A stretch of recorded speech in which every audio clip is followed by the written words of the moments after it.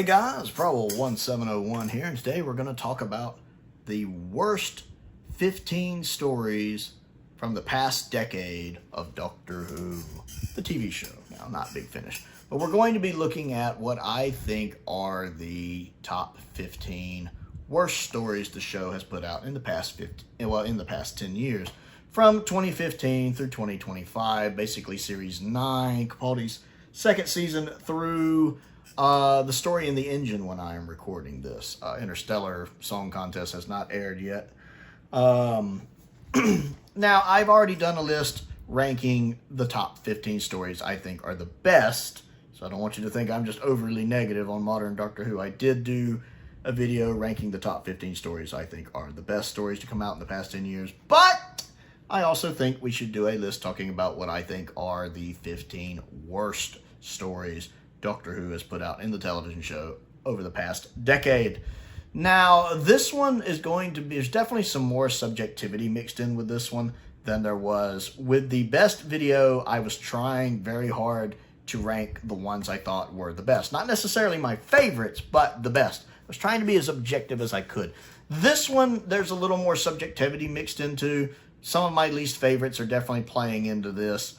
So it's going to be kind of a mix between worst and least favorite. I cannot be fully objective with this list because there are some stories that have come out in the past decade are just dreadful.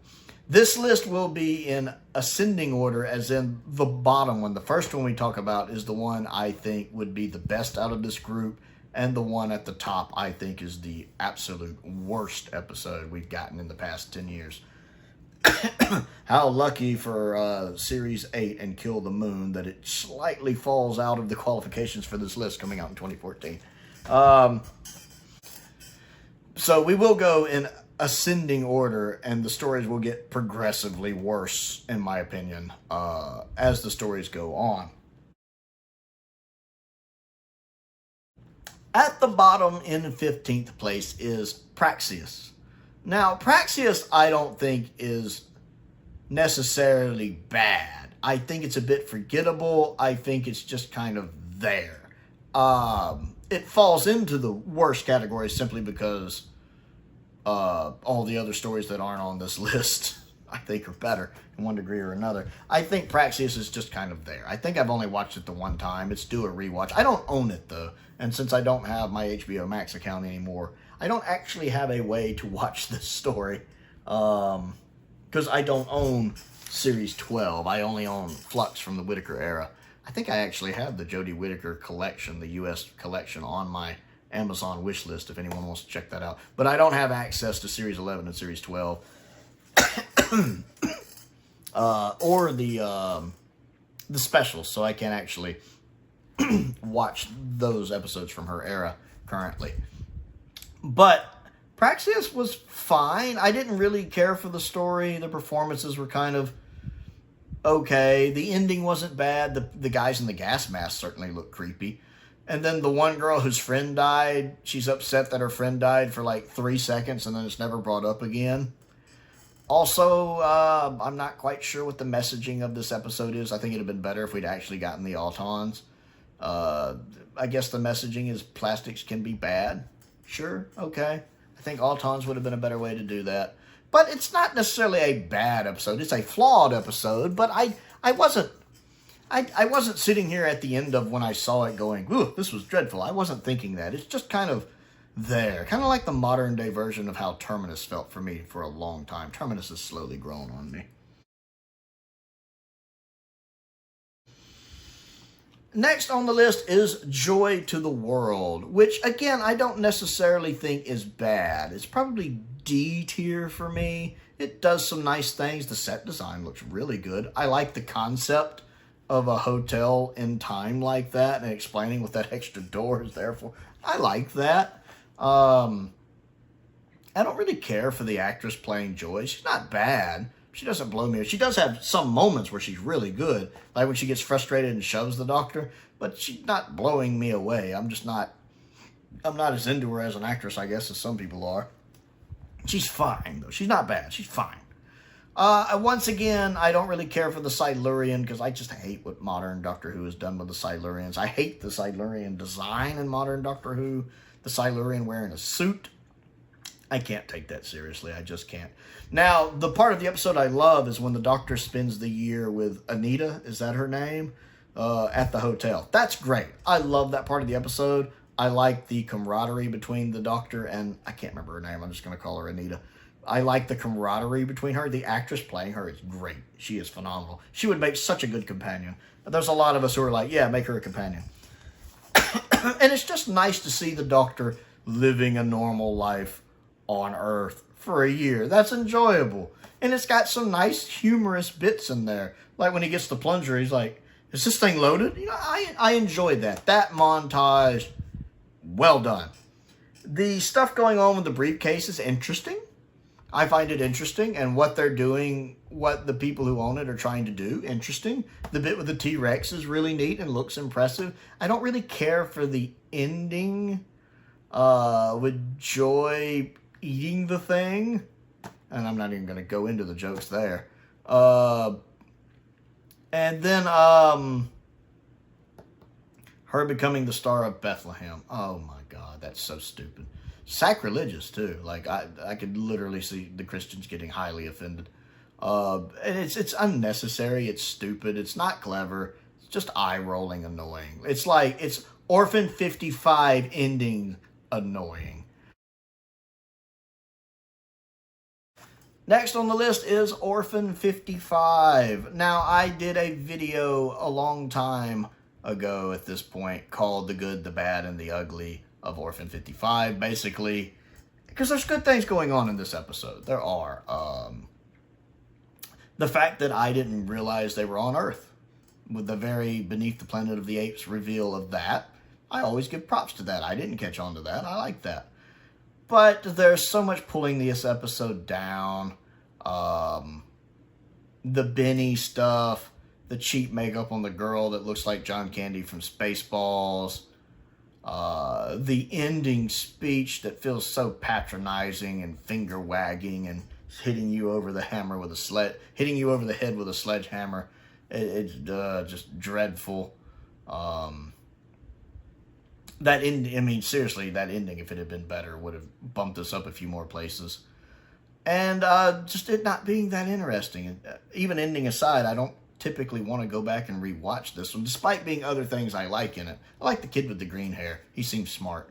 That was pretty clever. And I like the fact he has green hair. I like the fact that sometimes humanoid aliens look slightly different, like when Star Trek used to do when they add a little something somewhere. So I liked the green hair, just making, you know, saying, hey, these are aliens. I just enjoyed that a little bit, that they're not fully human. And then the bit when the Doctor interrupts Ryan and Trixie Belle when they're kind of having a moment, and the Doctor, of course, doesn't realize they're having a moment because it's the Doctor. That was nice, too. But, yeah, overall, it just doesn't quite land as well as I think it could have if they made a few more passes over the script and got rid of that crappy ending.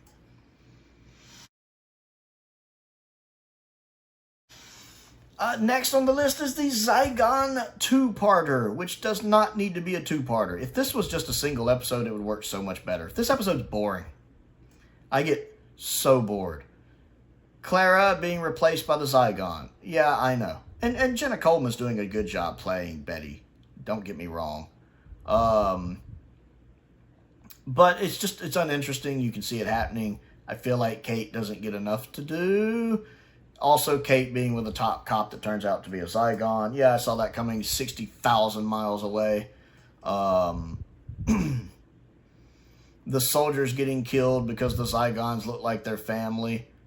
And the soldiers are sitting here knowing they're fighting shapeshifters and they put all their guns down. Those soldiers all deserved what they got. I have no sympathy for any of them. They were stupid. We're fighting shapeshifters that can look like anyone. Oh no, there's what looks like my mom. Do do do do do do do do dum dum dum dum dum dum dum dum dum dum dum dum. Yep, no sympathy for any of them. I wouldn't have been going in to help them. The speech at the end, of course, is amazing. The Zyon speech, it's phenomenally good. One of the best scenes in the entire show's history. But getting through that two-parter to get to it is not worth it. I can just watch it on YouTube anytime I want. If, again, this had been a single episode, it would be much, much stronger. Also, like I said, I find the plot boring. I just find it uninteresting. This is not one I ever want to go back and redo.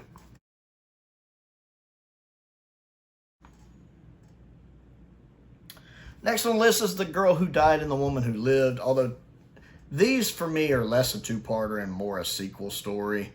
The Woman Who Lived, to me, isn't actually as bad. I think more on this list, I'm focusing just on The Girl Who Died. Aside from getting the flashback of how Capaldi got his face to the flashback to Fires of Pompeii, that's a cool moment. I do enjoy that scene. Capaldi has a lot of times where he has really good scenes and really uninteresting episodes. I just find the episode uninteresting. Again, it's just an excuse to have Game of Thrones girl in there. I just don't get into the whole Viking thing. I just bored. Don't get into it. Once again, the focus on Clara. Don't care about Clara. I have Capaldi as the Doctor. Give me Capaldi being awesome. I don't care about Clara. I just don't. I like Clara with Matt. Don't like her with Capaldi most of the time. And so it just kind of suffers from that for me. Again, boring and don't care. Best way to describe it.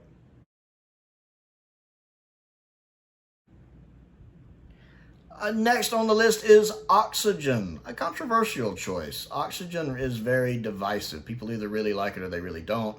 I don't care for it. First off, the capitalistic messaging is eye-rolling. The line about the suits. It all comes down to the suits. I was like, I guess it was interesting the first time I heard it, but still, I'm like, it has a really creepy intro with the girl trying to escape. I hated that she died. I think it's one of the reasons I hate the episode. I liked her just immediately, and then she dies the way she does, even though that scene is shot really well, directed really well. Just the idea of, why don't they just take off the fucking suits? Maybe they can't. I don't know. I don't remember. I don't really care. Oxygen is an episode I do need to rewatch, but I don't want to rewatch. It's like, you know what? I need to give that another go, but that would involve actually giving that another go. I feel like my time is more valuable than that, even if I do nothing. My time is better spent doing nothing than watching that.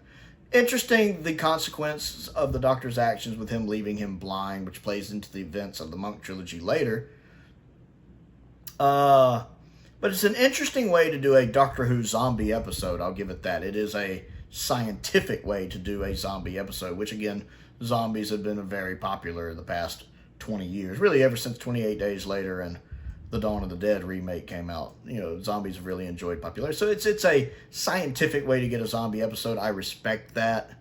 But I just don't find it interesting. I spend a lot of time not caring. A lot of time not caring. Next on the list is Once Upon a Time. This episode sucks. I don't even remember a lot of this episode. I watched it once, and it's just one of the most dreadful episodes. I didn't care about the background stuff. The scene where she sees the fugitive Doctor in the mirror is pretty cool, I guess. Other than that, I don't care. This is easily my least favorite part of Flux. It's uninteresting. I don't care. I don't even want to talk about it. I just don't care.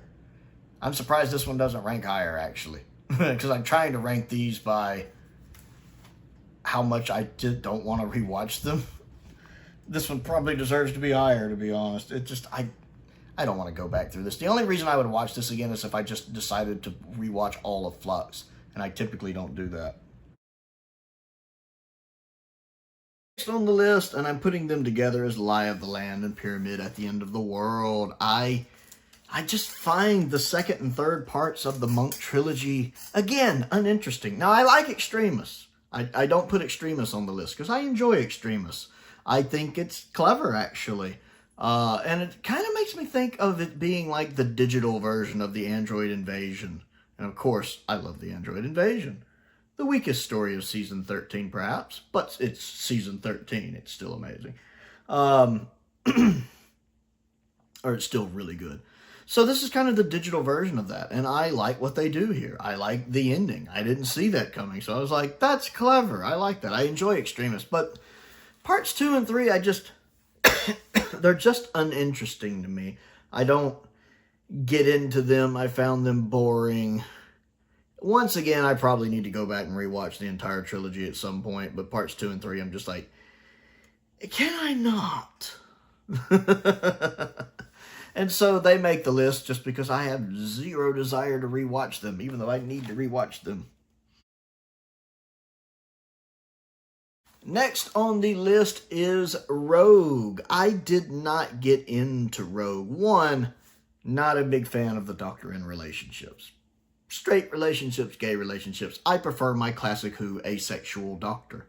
I don't really like the Doctor being romantically involved. I don't mind occasionally if someone flirts with him and he's a little like a fish out of water about it, like Amy was to 11, or you know, like when the girl in Partners of Crime with Health and Safety was trying to flirt with him and he kind of didn't get it. That's funny to me.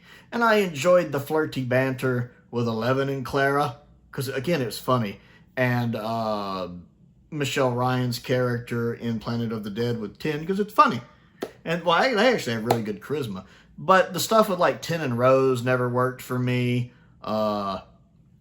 Even River and the Doctor and any of them never quite really worked for me.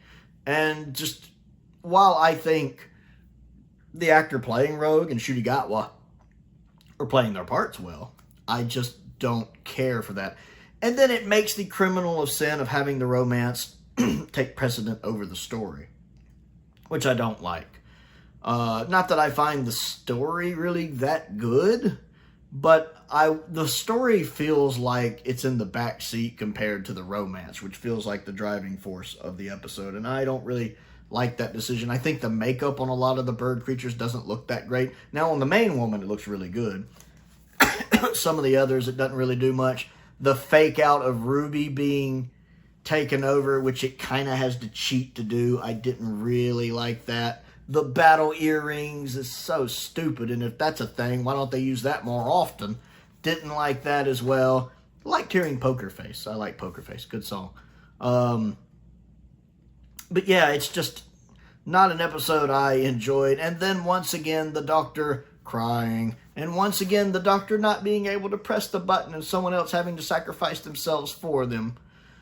Oh, I'm over that. It happened in the Sontaran two-parter in Series 4. It happened in The Timeless Children. More on that in a minute. And it happens right here where another guy has to step in and do it for the Doctor. That's not the Doctor. At least not for me. No, thank you. Next on the list is The Timeless Children.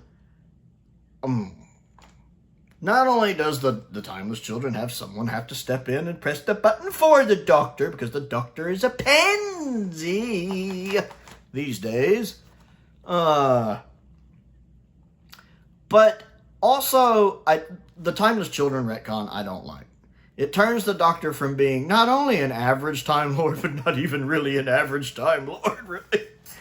You know, I mean, you look at the, like, what D-level grade he had in school, and Tom Baker's over, those records are classified from the Rebus operation. I like that. The Doctor is a never-do-well Time Lord. And now he's the chosen one. He's Space Jesus. That's right, folks. And to be honest, in the UK and in America, whether or not you succeed in life is largely dependent on the social status you're born into. Not 100%. But it does have a lot to do with it, honestly. So it's not like it's inaccurate. You're either born special and chosen, or you're not. And sadly, that is just kind of a fact of life for 90% of people. So, I'm not saying it's wrong. I'm just saying that since we watch Doctor Who to kind of escape reality for escapism, it sucks to see it in Doctor Who. I hate that. Don't like the Cybermen once again being made a generic army made to serve someone else. And once again being made subservient to the Master. You ever get the series, you ever get the feeling that the modern series just doesn't understand how to use the Cybermen most of the time. They've used them effectively a couple times. But most of the time, they really fumble them. And that's the case here. That and they waste the last Cyberman. What a cool character. I really liked him. And they waste him. Sacha Dhawan putting in a good performance. Jodie Whittaker putting in a good performance. The rest of our main cast putting in a good performance. Nice to see the Fugitive Doctor again. And the way she blows the Matrix just by remembering her past. Really? Really? Yeah, that's like me going to a giant reservoir of water and going, I gotta break the dam to this reservoir. I know. I'll pour in this glass of water.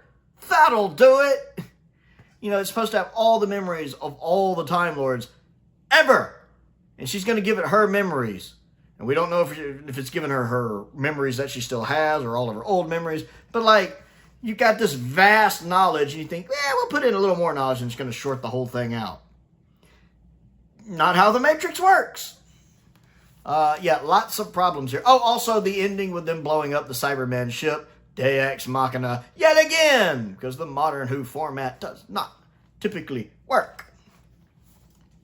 Or at least it hasn't in a considerable amount of time. So you have to rush to blow up the Cybermen ship. Why do all of these Cybermen ships, why are they so easy to blow up? I mean, to be fair, in Silver Nemesis, they blew up the ships pretty easy, but at least they explained how powerful the Nemesis was. Here, it's, no. Here, well, let's just unplug this, plug this in here. Yep, there we go.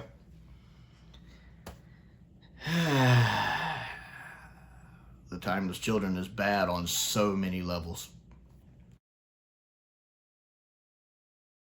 Next on the list is Empire of Death. This could be the most disappointing finale ever, being even worse than The Timeless Children. One, you take one of the greatest Doctor Who villains of all time.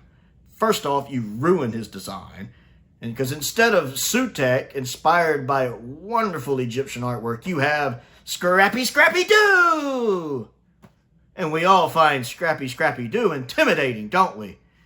And then you also have a story where, one, Sutekh wins way too easy, in my opinion, for most of the story. Two, Sutekh winning happens way too early in the story, so you immediately know there's going to be a big reset button. Like, big reset, everything's going to get fixed, so all the stakes immediately go out the window. Out the window. No stakes at all, because the Doctor's going to reverse everything. Like Superman spinning the Earth backwards. We know it's going to happen. Click, reset button, no stakes. Then we have a scene with a spoon that's very boring and I don't care.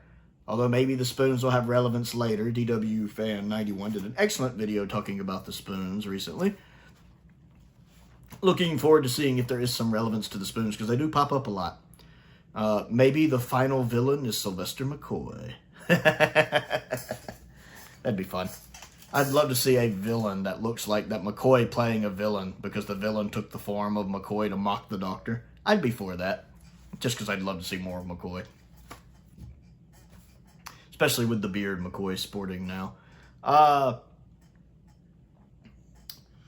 Circling back, I lost my train of thought there. The resolution is boring with the frictionless rope. I don't like what it does to Mel, making her zombie Mel or whatever. Don't care for that. Although I'm happy to see Mel in the episode.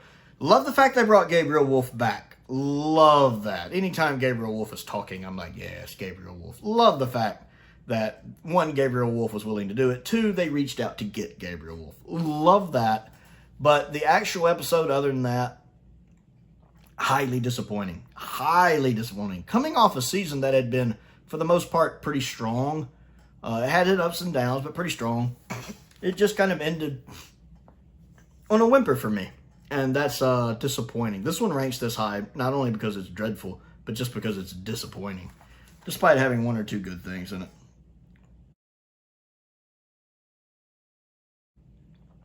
Next on the list is Legend of the Sea Devils. And this one is a technical issue. It's actually a little more watchable than a couple of the stories we've already talked about on the list. But there's something wrong with the editing here. I mean, I don't even think this is subjective. Something happened behind the scenes with this episode. I don't know if they originally thought it was going to be a longer runtime, and then they found out it was just going to be the standard runtime, and they had to chop a bunch of it down, but it is clunky. It is the clunkiest editing I have ever seen in Doctor Who. Something happened behind the scenes with this story. I would love to get an explanation or an interview with somebody involved one day, maybe on a Modern Who collection box set, where they talk about what happened here. But it just feels incomplete. It feels weird. The War Games in color runs smoother than this. The War Games in color, which I enjoy the color version of the War Games. I prefer the original, but I like the color version of the War Games. But it still runs smoother than this, even though you can tell it's been edited. This feels much, much, much clunkier. The Legend of the Sea Devils feels so much clunkier. Something happened, and it makes the story borderline unwatchable, and that's why it ranks this high. Next on the list is the Battle of something or another. Nobody cares. This is boring. First off, Tim Shaw as a villain never worked. I don't know if he was supposed to be the next big thing. Nobody cares. Nobody cares. He was uninteresting in The Woman Who Fell to Earth, which is not on this list because it's a decent episode. It's not a great episode, but it's a decent episode, especially fresh off a rewatch. Not on this list. But him as a villain was one of the weak parts of that episode. And then how the Doctor solved that episode runs into our problem here. Turns around and bites the Doctor in the butt. And it's boring. I don't care. I mean, it's neat that Ryan kind of learns a morality lesson when he doesn't kill him, I guess. I don't even remember a lot of this one other than I was just like, this is it. Again, highly disappointing season finale. Though, to be fair, most of Series 11 is not really that good anyway. It has like 3 actual good episodes and maybe 1 tolerable episode. It's not a very good season. One of the weakest seasons the show has ever done. And this finale is right up there with that. Underwhelming, uninteresting, with an underwhelming, uninteresting villain. Number 2 on the list, Arachnids in the UK. This is just dreadful. I mean, the guy playing the kind of Donald Trump guy is good. I like the way he's playing the part. Other than that, I just don't care. And the spiders don't do anything for me. For it to be this uninteresting, I guess spiders just don't work in Doctor Who. Planet of the Spiders is good without being great. Kill the Moon is god-awful. And then this one is also god-awful. It's just not good. I just don't care. It feels like it's trying to lecture me politically. I don't care. I really don't give 2 craps what the UK thinks of Donald Trump, quite frankly. I don't. I mean, let the Americans worry about Donald Trump. I don't care about what the UK thinks of Donald Trump. The UK's opinion on that is meaningless to me. I don't go around giving my opinion on their prime minister because I don't care. I have way more important things to worry about in my life. Seriously. And then I don't know, it just does nothing for me. I do think the scene when the guy gets dragged down the hole in the bathroom is well done. This is one I probably need to give a rewatch. I've literally just watched it the one time. But it also falls into that category of that would involve actually having to rewatch it. And yeah, I don't think so. It's pretty bad. I just remember adamantly hating this episode and finding it one of the worst episodes of Doctor Who ever made, period. Next on the list, and number 1 on the list, is the return of Dr. Mysterio. Doctor Who does superheroes on a budget. And let me tell you, the budget for this episode, I think the Web Planet had a bigger budget sometimes. First off, the outfit the guy wears is his superhero outfit. The outfits in the Web Planet look better. Like, serious. It looks like something a kid would wear trick-or-treating for Halloween. It's such a god-awful looking outfit. I can't take the story seriously. I mean, it's interesting that the Doctor was there when he got his superpowers by swallowing the medicine. That's interesting that the Doctor kind of caused it, and that there's a scientific reason why he has the powers. But I just never got into it. Also, it feels like a CBBC program. I don't know why. It just does, with the characters that possess people, you know, the brains with the eyes. Although the scene when the guy sees, when the brain has the eyes look up is creepy. That whole scene there is kind of creepy, but it feels like a CBBC creepy, like something out of the Sarah Jane Adventures. It's creepy, but this just feels like an episode made for children. Something about the camera techniques used, the way it's shot, the colors. It feels like an episode of a Doctor Who spinoff to me, instead of an actual Doctor Who episode, like a Doctor Who spinoff that has the Doctor in it. It just doesn't quite work. I never quite connect to it. More so than any episode of Doctor Who I've ever seen, it doesn't feel like an episode of Doctor Who. It feels like, here's an episode of Sarah Jane Adventures that the Doctor's in, and Sarah Jane's not for some reason. That's what it feels like for me. For some reason, it just looks low budget, despite the fact it obviously has a higher budget than Classic Who when they do some of the head split scenes. But for something, I can't help but think low budget. And then you have the cliffhanger of one of the things gets away, even though we never see that again. I don't care. I like the scene at the end when the Doctor gives his speech about, you know, everything ends and that's sad. That's a really great speech. Once again, Capaldi getting a great little scene, a great little speech in an episode that's boring and uninteresting. I would rather watch Rachnids in the UK than go through this again, I think. I think I was a little kinder to it maybe last time I reviewed it, but thinking back on it, it just looks so cheap and generic. You know, it's like Doctor Who's going to try to do, you know, Doctor Who sometimes likes to do what's popular, like when they, you know, Sleep No More was kind of the found footage episode, which Sleep No More is not bad, to be honest. This is the superhero episode, and no, you're going to need more of a budget to pull that off, especially with that outfit that looks like you bought it at a Kmart. Anyway, that's my thoughts on the worst 15 stories we have gotten in the past decade of Doctor Who, from Series 9 through the Story in the Engine. I want to know what you think of this list. Don't forget to check out the list of the best 15 episodes of the past decade that I did recently as well. So, pop down in the comments and tell me what you think. Don't forget to click the like button and the subscribe button as well. All the other fun stuff that's down in the description of the video. Links to the Amazon wish list, links to the Amazon UK wish list, the P.O. boxes down there if there's anything you'd like to send me to look at and review. Would love to get some more standard edition collection sets. I love those. Love getting fan mail.